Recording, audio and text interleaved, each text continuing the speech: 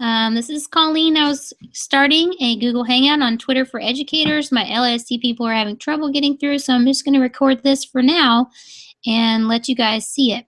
So we are going to look at why we should use Twitter in education. So you should be seeing my screen now. We're going to use Twitter. Why do we do this as educators? Chats, sharing, edu tips. I wanted to do this because I had some teachers asking me, well, I don't understand why I use Twitter all the time for education. And it's because it's a conversation that's happening all the time with or without you. I just love this quote by Charlene Lee, and that's why I put this picture here and to start it, because Twitter is there's always something going on in the conversation. So I was using it for about a year and a half just as Lamar Library, and I didn't really understand it, and that's because I wasn't following experts and I wasn't reading and responding. I was just sending out stuff all the time, and so I don't even think anyone was reading it. So really the best way to get engaged is to read and respond to other tweeters. Promote what's going on in your classroom, retweet, and then create your own original content. And one of my favorite things to do is to make your own classroom hashtag. So if you have a hashtag, it organizes tweets by a common topic. And if you create your own, you can easily find something for like an entire project. You can also use the @ symbol to send a tweet to someone. So I was going to show you this hashtag that my friend Diana Rendina started, the Catapult Challenge hashtag. And so when you go to our Catapult Challenge hashtag, you end up seeing all of the stuff that we did when we had our design challenge for creating your own catapult. There are some other people who got in on it that are using that hashtag. So that one's not totally our own, but we did start one for Makey Makey. If I just go to Makey Makey, I'm going to see all of the hashtags of other people have used Makey Makey. But we created one for our Makey Makey challenge. And now it's only going to be all of our stuff for our kids and what they've done for with the Makey Makey challenge so far. So it's just a really cool way to organize what's going on in your library or what's going on in your classroom. So if you had one for the You Are a Witness project, you could put You Are a Witness as your hashtag. You want to make sure you just make it when you start using it all the time. So if I put in You Are a Witness, and I do get stuff, so I can't really take that hashtag. I'd have to come up with something else. I could put You Are a Witness PBL. All right, now I get nothing. So once I start using that hashtag all the time, it will show up with only my stuff. So that's why you'd want to organize your own hashtag and start creating it. So when you might have noticed when you're reading, it says RT. Like, what is that? So that's just a retweet. And people will retweet something just to show things. And you know what? I'm going to go like super basic because I did have a teacher who was asking me what everything meant. So if I take these double arrows, that's how I retweet. And if I want to respond to this ebook of the day, I can hit reply, and it already has @millions there because that's who I'm replying to them. And if I wanted to say something to this person, I would use their @ symbol to talk to them. So that's just a little tip. So a retweet, sometimes people will copy it and put the RT in front of it just because it gets them more followers because it shows it to different people. And whenever you do a retweet, make sure you include the original person. So I could even just go RT here and copy their things. It's a lot easier to do the copying of the tweet on your iPad than from a computer. So you can also you might see an MT, which is a modified tweet. So that's when somebody has modified a tweet. So let's see if I can just find one. So here's a modified tweet. It's kind of easier to look at my own. If I'm looking at a modified tweet, I might take this awesome quote by Library Girl, and I can copy it and hit tweet and put modified tweet. I'm putting her thing, and I forgot to put I might take out her hashtags. I'll make sure I put her back in there because you can't leave out someone when they're right. And then I might put, look at Lamar. Middle school teachers. And then send that out to them. So that just is adding some of my own information to that tweet. That's why I would do that. Now, favoriting things, I used to always favorite things just to show others that I read it and appreciate it. It's supposed to be a way to save it for later and see them again. So if I go to my favorites, but since I use it as a way to show someone I read something, I just have a whole lot of stuff here. So I may not want to be able to find anything this way. So to me, it's easier if I go to my pocket. Whew. Hang on one second. If I go to my pocket, which I have open over here, and then this will just save all of these articles for me.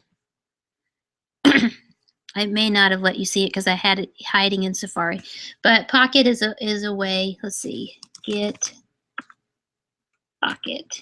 It organizes your articles from Twitter, and you can save them in a nice, pretty reading list. Edudemic has a great article on using Twitter in education. These are some amazing hashtags to use, and then it also gives you the same information about retweets and talking about @. You can get a direct message from someone. I used to only get spam direct messages, but now that I'm talking to so many people, I get real messages from people. You can create lists to follow certain people. So if you go to my Twitter and you look at my list, you can see my favorite teacher, librarian, Twitter best friends. And so this is just looking at only their tweets. So then I can kind of guide what I'm reading this way by looking at just that. My other thing I really enjoy is Follow Friday. If you go to Shift Paradigm, he does a great job of doing Follow Friday. But basically what you do when you do a Follow Friday is you say who to follow and kind of why. So here he's saying you need to follow these international educators, and he gives you all the people to follow. So it's just a fun way to do to kind of show people, hey, here's some other people you should follow. And you want to get more followers because the more followers you have, the more people you have to chat with and the more people you have to learn from. So it's not just about getting followers to have them as something awesome. It just gives you more people you're actually in that Twitter conversation with. So here's some awesome educators to follow, and I'll post this link in the YouTube video for this Twitter for Educators presentation. You should follow our @Louisville ISD to see what's going on around the district. Tony Vincent and Mr. Kemps are really amazing educators that have their own blog. You can follow lots of interesting things that they do, and so does Aaron Klein. Tom Kilgore used to work in our district, and he started a chat called TXEU Chat, and you'll see that in a second. And here's some more favorites. So you can actually join Twitter chats where you talk about stuff. So here's that TXEDU chat. It's every Sunday night, and it's from 8 to 9. And when you go to this EDU chat, you can go to this site and actually see what the conversation is going to be about ahead of time. And really, when you do a Twitter chat, it's really hard to go back and look at them. It's much easier to look at them from the start and being in it. But they're really fast and really furious, and they usually ask you some questions. Let's see if I can get to closer to the beginning of one. We can look at his storified Twitter chat here. It'll show you the chat, and there's usually questions. So they'll post Q1, and then you would answer A1, and then Q2, and then A2.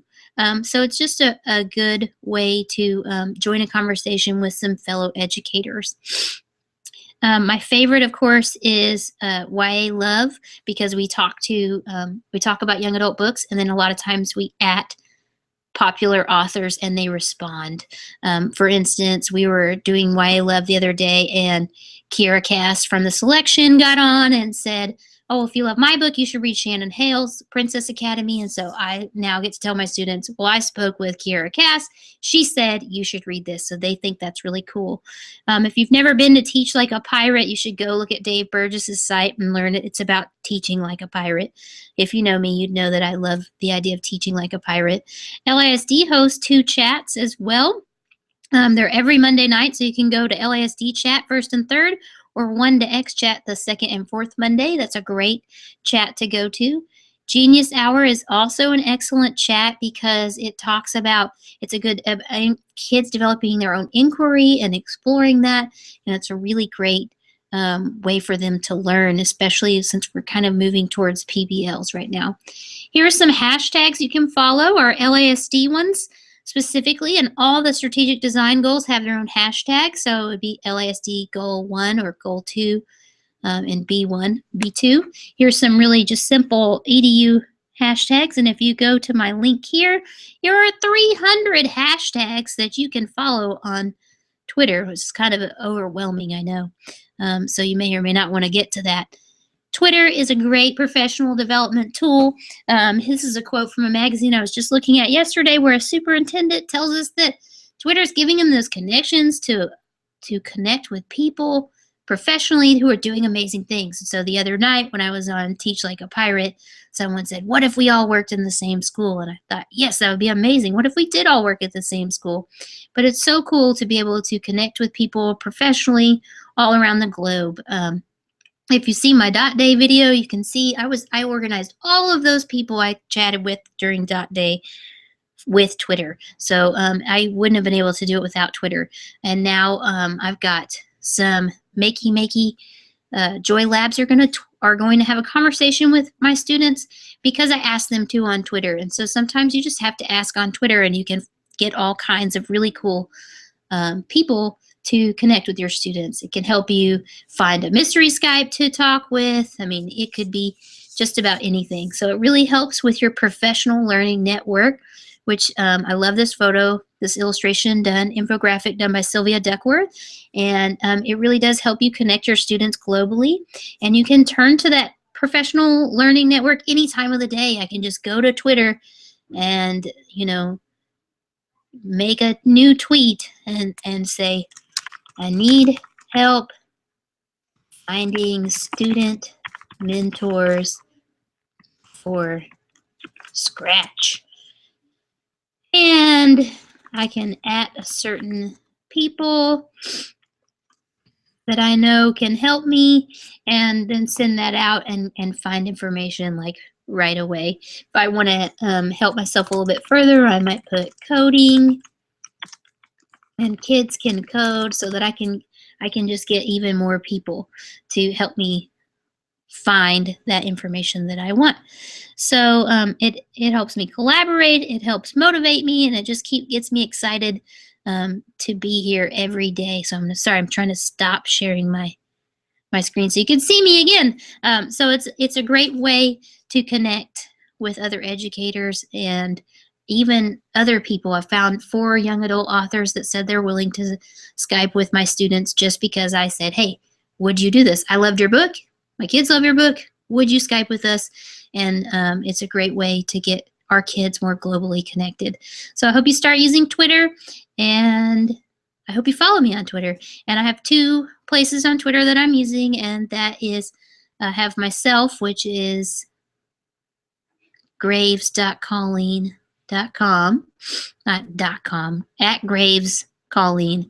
But I also tweet from the library directly at Lamar_library, and just tweet what we're doing in our makerspace and other things.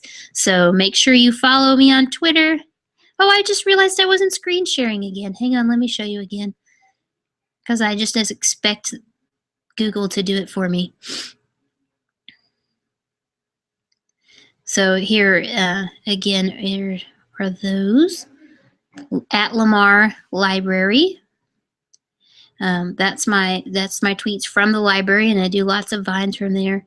And then I also have at Graves Colleen.